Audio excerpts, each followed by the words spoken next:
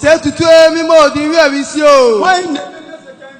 Wachi dan kwani se wan pim sika poba no. Wan ne benya second chire bu achi dan kwani se wan pim sika poba no. Obi nya se bia ko baby. Obi nya se bia ko baby. Me no tell if about them le fie kasangen. Me no tell if about them le fie kasangen. Se wan ntof moje ngen. Se wan ntof moje ngen. Dadi otmo champo no fungen. Odofo dadi otmo champo no fungen. O se tutu mi mo di nwa wisio. O se tutu mi mo di nwa wisio. O penso na de nya dine ne nkabom chechire wasantema nyina. O penso na de nya dine ne nkabom chechire wasantema nyina. Obi nya se bia ko baby. Obi nya se bia ko baby. Dagwa bakana ne flampo no tamle farisi. Dagwa bakana ne flampo tamle farisi. Me mo nja bindo da ko ya dungen. Me mo nja bindo da ko ya dungen. O se tutu mi mo di nwa wisio. O se tutu mi mo di nwa wisio. O penso na de nkabom nya sumdwe ba wasantema ni Ghana man nyina. O penso na de nkabom nya sumdwe ba wasantema ni Ghana man nyina. Obi nya se bia ko baby. Obi nya se bia ko baby. O saji fogu nya gwasingen. O saji fogu nya gwasingen. Adwe kasangen. O gwasatinaje kasangen.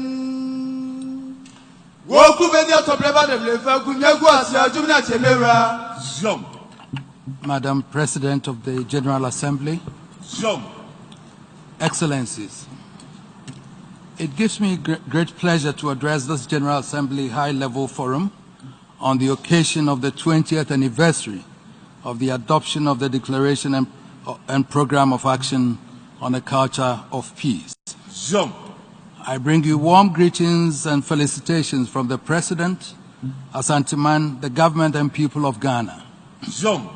At the outset, I would like to express my profound gratitude to you, Madam President, and through you to member states of this organization for the gracious invitation extended to me to deliver the keynote address on the occasion of the 20th anniversary of the Declaration and Program of Action on a Culture of Peace. Jump.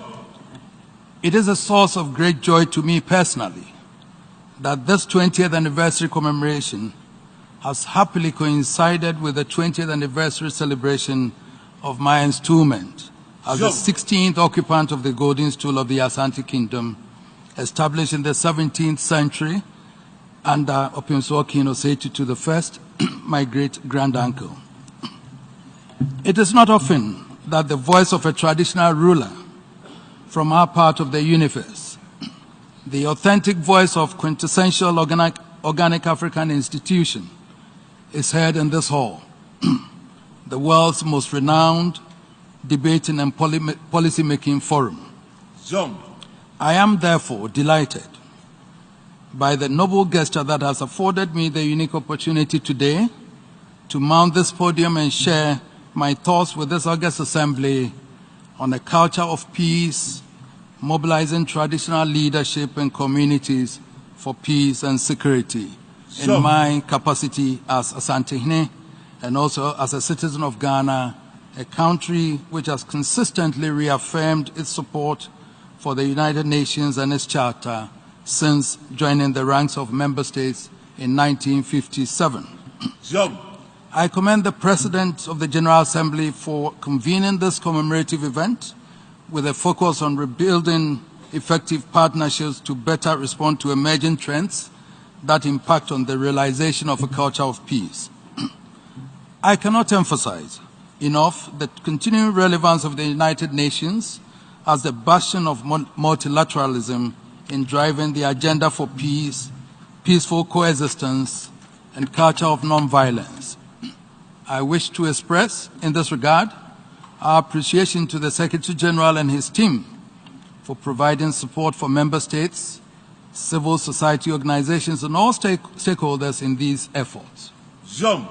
The United Nations deserves our full support and commitment to enable it to tackle the pressing problems of today. Jump. It is only some 4 months since we had the honor of welcoming Madam President to our humble palace in Kumasi during her official visit to Ghana. The visit afforded her the opportunity to see something of the interplay of traditional and contemporary forces in the process of peace building in our country and also afforded us the scope to share some thoughts on how the core mandate of the UN may be further advanced. We are deeply honored to have the opportunity to take Ghana's contribution to a new level by opening the door to a new conversation which hopefully could impact the UN in the onerous struggle to preserve the peace and security of mankind. Madam President, I am sure that few will contest the fact that mankind is facing the greatest paradox in human history. On one hand, the benefits of nature's bounty have never been more abundant and more readily accessible. Science and technology have expanded the frontiers of human creativity to a point where we can observe what happens on the moon in real time. And a teenager with a little tablet can create a software in his bedroom which turns him into a millionaire overnight. The internet has turned on the light of knowledge beyond our wildest dreams. And yet, all that knowledge and wealth notwithstanding, we are faced with the stark reality that our world today is less safe, less secure, and less peaceful than it has ever been in history. Worse still, we have to contend with a real existential threat from a looming environmental catastrophe. However this paradox plays out, the United Nations will continue to be the only credible source from which the world may garner hope for survival. But it must also be obvious that in the grave new circumstances of today, a new construct is needed for which the UN's family must be prepared afresh.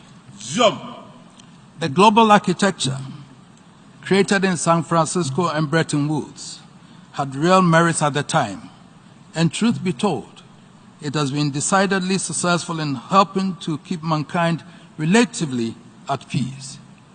It was right that the UN becomes a collegiate of sovereign governments, because it was only sovereign governments working together that could tackle the challenges of peace and security.